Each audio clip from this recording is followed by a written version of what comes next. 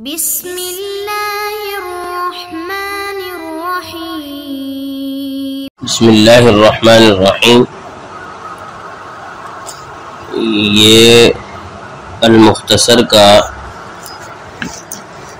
23واں سبق ہے اور بات ہو رہی ہے الحمدللہ پر۔ مصنف رحمہ اللہ نے ہوا اسم فرمایا، ہوا اسم لذات الواجب الوجود۔ تو پچھلے سبق میں بیان کیا تھا کہ چونکہ اللہ تبارک و تعالیٰ کے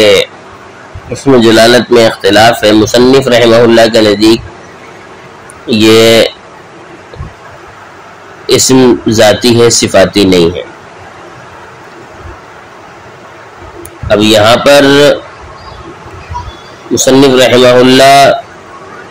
نے جو لفظ اسم کہا ہے کہ ہوا اسم للذات، تو اس سے یہی ظاہر ہوتا ہے کہ مصنف رحمہ اللہ کے نزدیک بھی لفظ اللہ جو ہے وہ باری تبارک و تعالی کا اسم ذاتی ہے، جزئی ہے اور جامد ہے۔ یہ کیسے معلوم ہو رہا ہے؟ یہ ایسے معلوم ہو رہا ہے کہ تفتزانی رحمہ اللہ نے یہاں پر اسم کا لفظ استعمال فرمایا، اور اسم کا اطلاق کبھی تو فعل اور حرف کے مقابلے میں ہوتا ہے،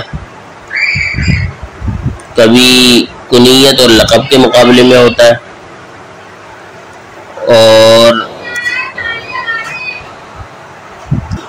اور لفظ اسم کی تیسری صورت اطلاق کی وہ صفت کے مقابلے میں۔ تو جو اسم کنیت اور لقب کے مقابلے میں استعمال ہوتا ہے، اور اسی طرح جو صفت کے مقابلے میں استعمال ہوتا ہے، وہ یہاں مراد ہو سکتا ہے۔ پہلی صورت مراد نہیں ہو سکتی، اس لیے کہ شارح نے اسم للذات کہا ہے، اور فعل اور حرف کے مقابلے میں جو اسم استعمال کیا جاتا ہے وہ اسم للذات نہیں ہوتا، بلکہ وہ تو ایسے معنی پر دلالت کرتا ہے جو مستقل بذاتی ہو اور ازمنہ ثلاثہ میں سے کسی کے ساتھ مقترن نہ ہو۔ تو یہاں پر جو ہے اسم کا جو استعمال ہے وہ پہلی صورت میں تو نہیں ہو سکتا، تو یا تو کنیت اور لقب کے مقابلے میں والا ہے دوسری صورت، یا پھر تیسری صورت صفت والی ہے۔ اب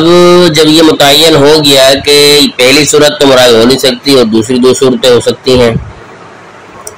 تو اس سے معلوم ہوا کہ یہ مراد علم ہے، اس لیے کہ جو اسم کنیت اور لقب کے مقابلے میں یا جو اسم صفت کے مقابلے میں بولا جاتا ہے اس سے علم مراد ہوتا ہے، اور یہاں پر بھی یہ صورت ہے تو یہاں پر علم مراد ہے، اور جو علم ہوتا ہے ذی علم کے لیے اسم ذاتی ہوتا ہے، لہذا یہ اللہ تبارک و تعالیٰ کا علم ذاتی ہو گیا۔ اب جب علم ہو گیا تو شرکت کثیرین کا احتمال بھی باطل ہو گیا، تو یہ جزئی ہوا، اور جب جزئی ہوا تو علم اس میں جامد ہوتا ہے، تو یہ اس میں جامد ہوا۔ الحاصل یہ ہے کہ یہاں پر شارح نے اسم کے تینوں باتوں کو بیان فرما دیا، اور فرمایا اسم لذات الواجب الوجودی، یعنی یہ اسم علم ذاتی ہے اس ذات کا، ایسی ذات کا لذات الواجب الوجود کہ جس کا وجود واجب ہے، وجود ضروری ہے، وجود لازمی ہے، اور عدم محال ہے، عدم نہیں ہو سکتا، وجود اس کا ذاتی ہے، المستحق لجمیع المحامد، کہ ساتھ ساتھ وہ تمام تعریفات کا مستحق بھی ہے۔ پچھلے سبق میں ہم نے لذات الواجب الوجود پر جو بات کرنی تھی وہ ہم کر چکے ہیں، یہ جو دوسرا جملہ ہے کہ المستحق لجمیع المحامد، تو کہ اللہ نام ہے ایسی ذات کا کہ جو واجب الوجود ہے، یعنی وجود ضروری ہے، عدم محال ہے، اور المستحق لجمیع المحامد کہ تمام تر تعریفات کا مستحق ہے۔ تو یہ جو دوسرا جملہ ہے کہ ہر کمال کا مستحق وہی ہے، مستحق حمد ہے، اور جملہ صفات کمالیہ چونکہ اللہ تبارک و تعالی کی ذات مقدسہ پر بروجہ عطا متحقق ہے، جتنی بھی صفات کمالیہ ہیں وہ اللہ کی ذات پر ہی بروجہ عطا متحقق ہے، لہذا تمام تر تعریفات کا مستحق وہی ہے۔ کیونکہ اگر ہم کا کوئی ایک فرد بھی کسی اور میں پایا جائے تو اس کا مطلب یہ ہوا کہ اس میں دوسرا کوئی صفت بھی پائی جاتی ہوگی، کیونکہ ہم کا تو مطلب یہ کہ صفت کمال پر تعریف کی جائے، تو اگر کوئی ایک صفت کمال پائی جا رہی ہے تو دوسری بھی پائی جا سکتی ہے، یہ قطعاً بات نہیں ہے، کیونکہ پیچھے گزر چکی ہے بات کہ منعم حقیقی وہی ہے، کوئی اور کرے گا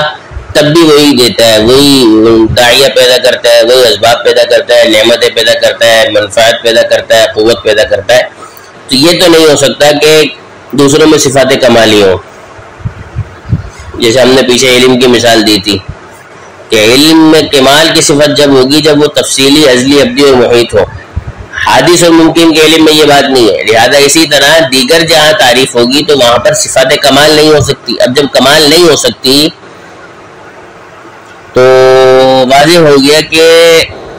تمام تر کمالی صفات کا مستحق وہی ذات ہے واجب الوجود۔ اس لیے اگر انسان کسی مخلوق کی حمد کرے گا تو بظاہر یہ تو اس مخلوق کی حمد ہے، لیکن در حقیقت اس کی حمد نہیں ہوگی۔ کیونکہ ہم صفات کمالیہ کے تحقق اور ثبوت پر متفرع ہیں، یعنی ہم تب ہوگی، ہم تب کہلائے گی جب کسی کی صفات کمالیہ پر آپ تعریف کریں گے، اور صفات کمالیہ کی ذات فقط ایک ہی ذات ہے، دوسروں میں صفت کمال کی نہیں ہے، اس میں نقص ہوتا ہے۔ صفت کمالیہ کی صرف ذات باری تعالی ہی مستجمع ہے، اور چونکہ ہم جو ہے وہ ہوتی صفات کمالیہ پر ہے، جب صفات کمالیہ ہی پر ہوتی ہے تو گویا کہ ہم کے تمام افراد اللہ تبارک و تعالی کے لیے ہوں گے، اور ممکنات میں ان کا وجود نہیں ہے صفات کمالیہ کا، بلکہ جب آپ کسی ممکن کی تعریف کریں گے تو وہ بھی حقیقت میں خالق کائنات ہی کی تعریف ہے، اس لیے کہ جتنے بھی کمالات ہیں تمام کے تمام کمالات کا خالق وہی ہے۔ اور اسی بات کی تائید قرآن کریم کی اس آیت سے بھی ہو رہی ہے، فرمایا هو الذی خلقکم وما تعملون، کہ اس نے تمہیں پیدا کرا اور تمہارے عملوں کو بھی۔ لہذا اگر کوئی بندہ کسی تصویر کی تعریف کرتا ہے تو وہ در حقیقت مصور کی تعریف ہے، اسی طرح کسی ممکن کی تعریف ہو رہی ہے تو گویا کہ وہ ممکن کو بنانے والے کی تعریف ہے۔ تو اس سے معلوم ہوا کہ یہ جو اللہ نام ہے وہ ایسی ذات کا ہے جو واجب الوجود ہے، جس کا عدم محال ہے، اور تمام تر صفات کمالیہ کی وہی جامع ہے، کوئی اور ممکن اس کا جامع ہو ہی نہیں سکتا، اس لیے کہ اس میں صفت کمال ہو ہی نہیں سکتی، متفرع ہی نہیں ہو سکتی، تحقق ہی نہیں ہو سکتا کہ اس پر ہم متفرع ہو سکے۔ اور اسی سے ہمیں یہ معلوم ہو گیا جو آیت کریمہ پیش کی والذی خلقکم وما تعملون والی، اس سے معلوم ہوا کہ جو اللہ تبارک و تعالی کا جو مستحق لجمیع المحامد ہونا ہے، ایسی ذات کا نام ہے جو واجب الوجود ہے اور مستحق لجمیع محامد ہے، تمام تر صفات کمالیہ کی جامع۔ اس سے یہ معلوم ہو گیا کہ یہ جو اللہ کا علم ہے یہ تمام صفات کمالیہ کا مستجمع ہے، جس طرح ذات باری تعالی تمام صفات کمالیہ کے مستجمع ہے، تو لفظ اللہ بھی، اس میں جلالت بھی تمام تر صفات کمالیہ کا مستجمع ہے، اس طور پہ کہ اللہ تعالیٰ اپنی صفات کے ساتھ اس علم کے ضمن میں مشہور ہے، یہاں تک کہ جب عالم جلالت کا اطلاق کیا جائے گا تو اس کے ضمن میں تمام تر صفات سے متصف ہونا بھی سمجھا جائے گا، جیسے حاتم ہے جو سخاوت کے وصف سے مشہور ہے، اب جب اس پر حاتم کا لفظ بولا جاتا ہے تو اس کے ضمن میں وصف سخاوت بھی خود بخود آ جاتی ہے۔ اسی طرح فرعون ہے، یہ ظلم کے ساتھ معروف ہے، اب جب لفظ فرعون بولا جائے گا تو بغیر کسی تفریق اور بغیر کسی پریشانی کے وصف ظلم بھی سمجھ میں آئے گا. اسی طرح اللہ تبارک و تعالیٰ کا نام لیا جائے گا تو تمام تر صفات کے ساتھ اس کا ہونا، اس کی ذات مبارکہ پر اس کا اطلاق سمجھا جائے گا. اور اس کی تقریر یہ بھی ہو سکتی ہے کہ اللہ تبارک و تعالیٰ کی جو ذات مبارکہ ہے وہ تمام صفات کمالیہ کے ساتھ اس کا متصف ہونا مشہور ہے. بس جب وہ ذات ایسی ہے کہ تمام صفات کمالیہ کے ساتھ اس کا متصف ہونا مشہور ہے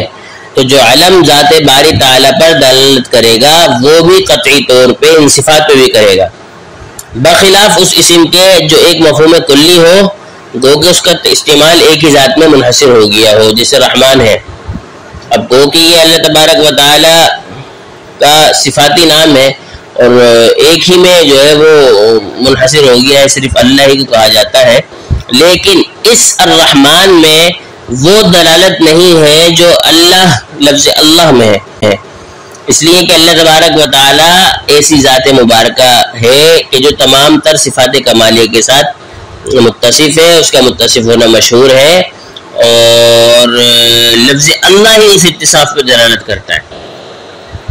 اس سے یہ بات بھی سمجھ میں آ گئی کہ یہ جو اللہ کہا گیا ہے، جب اللہ کہا جاتا ہے تو تمام تر صفات کے ساتھ گویا کہ اس کو پکارا جاتا ہے. یہی وجہ ہے کہ صوفیہ رحمہ اللہ نے بات کی ہے کہ جب الرحمن آپ کہیں گے یا الرحیم کہیں گے یا الرزاق کہیں گے یا الغفار کہیں گے یا القہار اور الجبار کے نام سے آپ پکاریں گے تو وہ صفت ایک خاص صفت کے ذریعے بندے کی طرف متوجہ ہوتا ہے. جس صفت کو بندے نے پکارا ہے اسی صفت کے ذریعے وہ متوجہ ہوتا ہے. لیکن جب آپ اللہ کہتے ہیں تو چونکہ یہ اللہ تبارک و تعالیٰ کا علم ہے، ذاتی نام ہے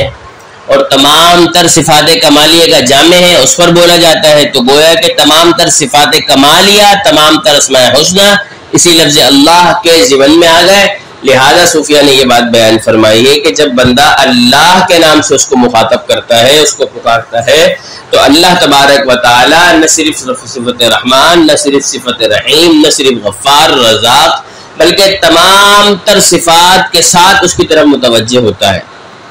یہی وجہ ہے کہ حضرات انبیاء کرام علیہم السلام کے جو مقامات ہیں قرب کے، جنہوں نے اس میں انہوں نے دعائیں کی ہیں، اس میں آپ کو لفظ اللہ کا استعمال ملتا ہے. اس لیے کہ جیسے اللہم ربنا انزل علینا مائدۃ من السماء ہے، یا اسی طرح جو ہے وہ اور بھی الفاظ ہیں قرآن مجید فرقان حمید میں استعمال ہوئے ہیں. قل اللہم مالک الملک تؤتی الملک من تشاء، اسی طرح اور بھی ہیں. تو اس سے اندازہ ہو جائے گا، اس تمام تقریر سے ثابت ہو گئی بات کہ یہ جو اللہ کا علم ہے یہ ذاتی علم ہے، تمام تر صفات کمالیہ کا جامع ہے اور تمام تر صفات کے ساتھ متصف ہونے کی ساتھ جب اس کو پکارا جاتا ہے تو تمام صفات کے ساتھ متوجہ ہوتا ہے. یہی وجہ ہے کہ تسمیہ میں بھی اللہ تبارک و تعالیٰ کا نام رکھا گیا ہے اور الحمدللہ میں بھی یہی نام رکھا گیا ہے، اس لیے کہ تمام تر تعریفات کا مستحق کے خاص وہ فقط اللہ ہے. اس لیے کہ کمال کی صفت پر ہی تعریف ہو سکتی ہے اور کمال کی صفت کا بدرجہ اتم جو تحقق ہوتا ہے وہ اللہ تبارک و تعالیٰ کی ذات میں ہوتا ہے. جیسے میں مثال دے دی کہ علم ہے، تو علم گو کہ ایک وصف ہے، مخلوق میں بھی ہے خالق میں بھی ہے، لیکن مخلوق کا وصف محدث اور ممکن کا وصف ناقص ہے اور اللہ تبارک و تعالی جو خالق ہے اس کا کامل ہے. کیسے کہ علم اس وقت وصف کمال رکھتا ہے جب وہ صفت کمالیہ شمار ہوگا، کہ جب وہ تفصیلی ہوگا، ازلی ہوگا، ابدی ہوگا اور محیط ہوگا. اور ظاہر سی بات ہے کہ ممکن میں اور مخلوق میں ایسا نہیں ہوتا، کیونکہ اس علم میں، مخلوق کے علم میں یہ چیزیں نہیں ہوتی کہ وہ تفصیلی ہو، محیط ہو، ازلی ہو، ابدی ہو. تو اس ساری تقریر کا خلاصہ یہ ہوا کہ مصنف رحمہ اللہ نے بیان فرمایا اللہ ہے اسم للذات الواجب الوجود، یعنی اس ذات کا علم ذاتی ہے جس کا وجود ضروری ہے، عدم محال ہے، المستحق لجمیع المحامد جو تمام تر صفات کمالیہ کی جامع ہے، تمام تر تعریفات کا مستحق ہے۔ لہذا مخلوق کی اگر کہیں تعریف ہوتی ہے تو اس مخلوق میں صفت کمال جو ہم نظر آ رہی ہے، جو کمال جس کمال پہ تعریف ہو رہی ہے، تو وہ بھی حقیقت میں اللہ تبارک و تعالیٰ کی ہی تعریف ہے، کیونکہ مصور تصویر کی تعریف نہیں ہوتی، مصور کی تعریف ہوتی ہے۔ تو تمام تر مخلوق اللہ تبارک و تعالیٰ کی ہی بنائی ہوئی ہے، تو گویا تمام تر محامد جہاں جہاں پائی جائیں گی، جو جس وقت جیسی حمد کرے گا وہ اللہ تبارک و تعالیٰ ہی کے ساتھ خاص ہے۔ للہ کا یہ مطلب ہے، اور الحمدللہ کے جملے کا یہ مطلب ہے۔ یہ جملہ قضیہ یقینیہ میں سے قضیہ فطریہ ہے، جس کو دلیل کی ضرورت نہیں ہوتی، جو اپنے دعوے میں ہی دلیل کے ساتھ موجود رہتا ہے۔ الحمدللہ اسی طرح کا جملہ ہے، یہی وجہ ہے کہ اس کو حضرات مصنفین اپنی کتاب کی شروع میں لے کر آتے ہیں، جس طرح قرآن مجید فرقان حمید میں بیان کیا گیا ہے۔ آگے والحدود سے لے کے مصنف رحمہ اللہ ایک اور بات کر رہے ہیں، تو انشاءاللہ العزیز اس کو ہم اگلے سبق میں بیان کریں گے۔ وما توفیقی الا باللہ۔